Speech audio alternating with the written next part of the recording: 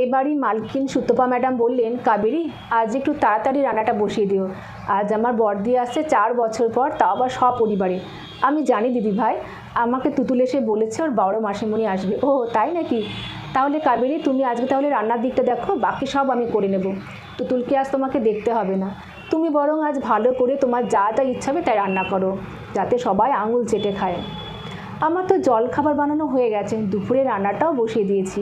দাদাবাবুকে 1 cup চা করে দিয়ে আমি তুতুলকে স্নান করিয়ে দেবো। তুমি বরং তুহিনকে নিয়ে একটু বসো, আর কিছুদিন পর তো তুহিনের মাধ্যমিক পরীক্ষা। কাবেরী কথা বলতে বলতেই তুহিনকে দুধ কর্নফ্লেক্সটা দিয়ে এলো। কাবেরী এই বাড়িতে রান্নার কাজ করে, শুধু যে রান্নার কাজই করে তা নয়, বলতে গেলে বাড়ির সব কিছুই কাবেরী দেখাশোনা করে। রবিবাবু এবং তার স্ত্রী সুতপা দুজনের শিক্ষকতা পেশায় চাকরি করেন। তাদের 1 ছেলে 1 মেয়ে, তুতুল ও তুহিন। তুতুল হলো এবারের সব থেকে ছোট কাছের মানুষ, যাকে নিয়ে সারাটা দিন কেটে যায় কাবেরীর। আজ কাবেরীর দিদি ভাইয়ের বড় দিদি আসছে বিদেশ থেকে, তাও আবার 4 বছর পর। সকল থেকে তারই আয়োজনে ব্যস্ত কাবেরী। হঠাৎ ফোন বেজে উঠল। মা, বড় মাসিমণি ফোন করেছে, বাড়িটা চিনতে পারছে না, বলছে বাবাকে বলো একটু এসে নিয়ে যেতে। তুহিন এদিক ওদিক বাবাকে না পেয়ে, বাবা বাগানে আছে দেখে তুহিন ফোনটা রেখে নিজেই গেল মাসিমণিকে আনতে। প্রায় 10-12 মিনিট পর মাসিমণিদের নিয়ে তুহিন বাড়িতে ফিরল। কতদিন পর সুতপা, তোকে দেখছি, খুব রোগা হয়ে গেছিস আগের থেকে। তা হ্যাঁ রে, তুতুল শোনা কই? তাকে তো এখনো সামনে থেকে দেখিই। সবাই আছে বড়দি, তুমি আগে ভেতরে এসো তো। ও আর পাপাই কোথায়? এসেছে, সবাই এসেছে, ওরা পিছনে আছেন বাবার সাথে, আমি আগে চলে এসেছি। হঠাৎ পিছন থেকে মাসিমণি বলে জড়িয়ে ধরল পাপায়। মাসিমণি, খুব মিস করেছি তোমাদের এই 4 বছর। বাবা মা তো ইন্ডিয়াতে আসতেই চাইছিল না, আমি আর দিদি জোর করে নিয়ে এলাম। আচ্ছা, সব কথা শুনবো, এখন তাড়াতাড়ি ফ্রেশ হয়ে নাও, অনেকটা রাস্তা এসেছো, একটু খেয়ে নাও, তারপর জমিয়ে গল্প হবে। কাবেরী শরবতের গ্লাসগুলো সবার হাতে হাতে দিয়ে বলল, বড়দি ভাই, শরবতটা খেয়ে নিয়ে তারপরে ফ্রেশ হতে যান, রোদে গরমে এসেছেন তো, ঠান্ডা খেলে একটু ভালো লাগবে। শরবত খেতে সবাই ফ্রেশ হয়ে সবাই টেবিলে বসলো। কাবেরী সব জলখাবার গুছিয়ে রেখেছে টেবিলে। পাপাই তো লুচি আলুর দম দেখে নিজেকে সামলাতেই পারছে না। পাপাই মৌ লুচি আলুর দম আর পায়েস খেয়ে বলল, গোবিন্দভোগ চালের, তোমাদের হাতে রান্না কত বছর পর খেলাম। মা তোমার মতো এত সুন্দর রান্না করতেই পারে না। না রে পাপা, এগুলো কিন্তু আমি রান্না করিনি, ওই কাবেরী মাসিমণি রান্না করেছে। তুহিনও বলে, জানিস মা, তুমি এত ভালো রান্না করতে পারো না। সত্যি কাবেরী, তোমার হাতে রান্না খুবই সুন্দর। কতদিন পর গোবিন্দভোগ চালে পায়েস খেলাম, তাও এত সুন্দর, কী যে ভালো লাগলো খেতে। কথা শেষ করতে না করতে কাবেরী বলল, আর একটু দেবো বড়দি ভাই? পাপাই মৌ, তোমাদের আর একটু লুচি আলুদম দিই? না মাসিমণি, আর খেতে পারবো না, আবার পরে খাবো। সবাই খাওয়া শেষ করে উঠে গল্পের আসর বসিয়েছে। কত বছর পর 2 বোনে দেখা হয়েছে। ওদিকে ভাই বোনগুলো এত বছর পর নিজেদেরকে কাছে পেয়ে আজ তাদের আনন্দের সীমা নেই। কাবেরী রান্নাঘর থেকে একবার ঢুকিয়ে দেখছে আর মনে মনে ভাবছে, আমার বোনটাও যদি থাকতো, তাহলে আমিও দুটো মনের কথা করতে পারতাম, এমনভাবে হাসাহাসি করে আনন্দ করতে পারতাম। এদিকে ঘড়ির কাঁটা 2টো পেরিয়ে গেছে, কারোর কোনো খেয়াল নেই।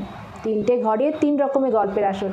একটা ঘরে 2 বোন, মাঝের ঘরে ভাই বোনেরা, সদর ঘরে 2 দাদাবাবু। কাবেরী হঠাৎ করে ডাক দিল, তুতুল, তুহিন, পাপাই দাদা মৌদিদিকে নিয়ে টেবিলে এসো, খেতে হবে। কাবেরী ডাক শুনে তুতুলের মা বেরিয়ে এসে বলল, হ্যাঁ কাবেরী, তুমি বাচ্চাগুলোকে খেতে দিয়ে দাও, ওরা খেয়ে নিক আগে। সবাইকে খাবার গুছিয়ে দিয়ে, তুতুল ছোট, তাই তুতুলকে কাবেরী খাইয়ে দিল। তুতুল কাবেরীকে ছাড়া কোনোদিন ভাত খেতে চায় না, বড্ড বায়না করে। বাচ্চাগুলোর খাওয়া দাওয়া হয়ে গেলে কাবেরী বলল, দিদি ভাই, দাদাবাবুদের ডেকে নিয়ে এসো, আর সবাই একসাথে বসে পড়ো, অনেক দেরি হয়ে গেছে। কাবেরী সব রান্না সুন্দর করে সাজিয়ে টেবিলে সাজিয়ে দিল। সবাই একসাথে খেতে বসে গেছে।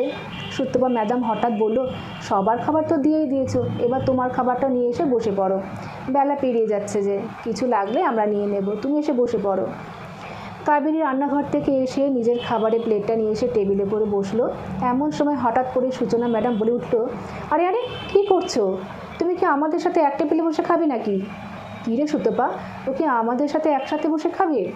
হ্যাঁ রে বড়দি, কাবেরী, আমরা রোজ একই টেবিলে বসেই খাই। কী বলছিস সুতপা? একটা কাজের মেয়ে এসে কিনা বাড়ির মালিকের সাথে একই টেবিলে খাবে?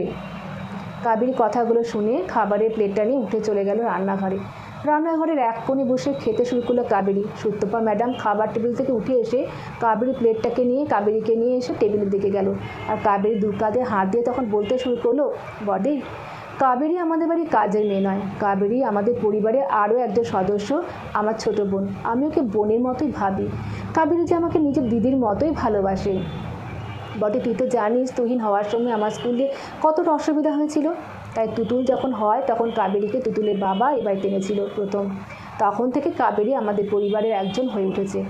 কাবেরী না থাকলে আমি যে কীভাবে সংসার, চাকরি, অসুস্থ মা, শ্বশুর শাশুড়িকে দেখাশোনা করতাম সে ঈশ্বরই জানেন। কাবেরী আমাদের সব কিছু জানে, আমরা কে কী খেতে ভালোবাসি, কে কী পছন্দ করি, সব সে জানে। কিছুদিন আগে যখন মা খুব অসুস্থ হয়েছিল, মাকে এনে রেখেছিলাম শুধু এই কাবেরীর ভরসাতে। আমি সারাদিন স্কুল করে এসে স্কুলের এত চাপ সামলে এসে আমি ভুলে যেতাম মাকে ওষুধ খাওয়ানোর কথা। কাবেরী ঠিক টাইম মতো ওষুধ খাইয়ে দিত। কাবেরী সারা বছর ধরে যখন যে সময় যে খাবারটা খাওয়া হয়, কাবেরী ঠিক খুঁজে খুঁজে সে সব কিছু জোগাড় করে নিয়ে আমার ছেলে মেয়েকে খাওয়ায়। কাবেরী হাতে চা ছাড়াও দাদাবাবু খান না কোথাও। পুজোর সময় আমাদের সবার জন্য যখন নতুন জামা কাপড় কেনা হয়, ও দাদাবাবু আমার আর কাবেরীর জন্য একই রকম শাড়ি কেনেন। আমার ছেলে মেয়ে দুটো আমাকে ছাড়া থাকতে পারে, কিন্তু একদিন ওরা কাবেরীকে ছাড়া থাকতে পারে না। তুতুল তো মাঝে মধ্যে রাত্রিতে গান করে, এখনই কাবেরী মনির কাছে যাবে।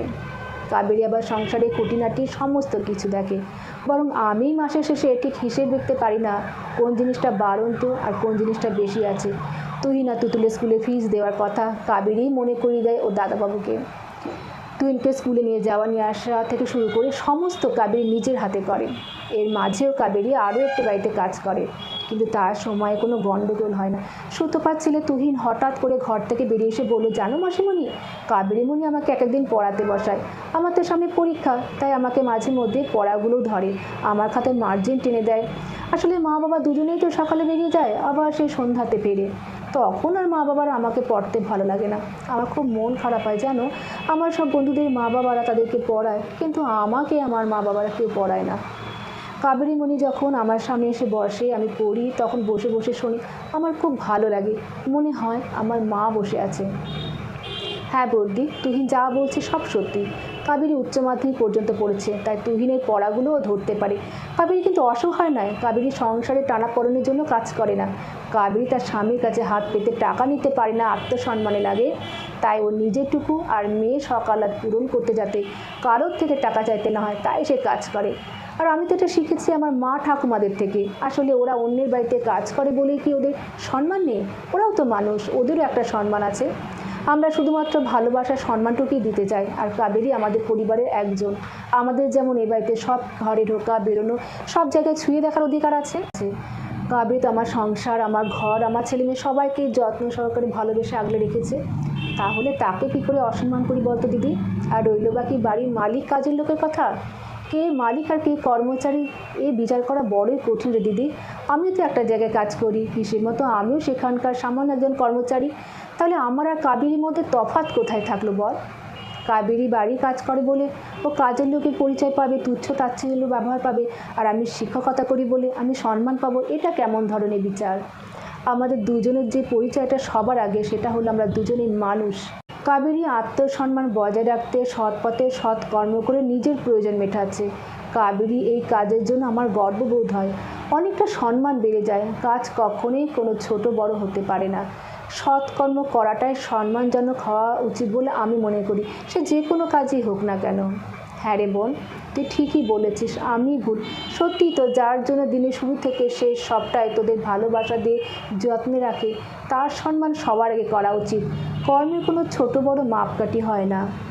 সূচনা ম্যাডাম কাবেরী হাত দুটো ধরে বলল, আমার কথায় কষ্ট পেও না বোন, আমি আসলে বুঝিনি।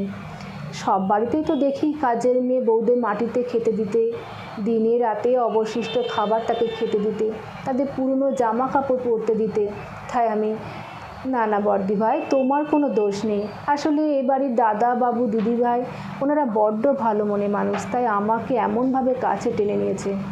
আমি তো আরও একজনের বাড়িতে কাজ করি, ওই বাড়িতে আমাকে অন্য সব কাজের মেয়ে বউদের মতোই ব্যবহার করে। ওখানে আমাকে দরজার পাশে এক কোণে খেতে দেয়। আমার জন্য ওদের আলাদা চামচ প্লেট সব রাখা আছে, ওটাতেই রোজ খেতে দেয়। ওরা খাবার পর অবশিষ্ট যা যা থাকে আমাকে খেতে দেয়। এমনকি আমার খাওয়ার জন্য ট্যাপের জলটাই বরাদ্দ রাখে, ফিল্টারের জল আমাকে দেওয়া হয় না। আমিও মাঝে মাঝে অবাক হয়ে ভাবি, দুটো বাড়ির মানুষের মধ্যে কত ফারাক, অথচ দুটো বাড়ির মানুষই একই পেশায় যুক্ত, একই শিক্ষায় শিক্ষিত। আমি কিছু মনে করি না বড়দি ভাই।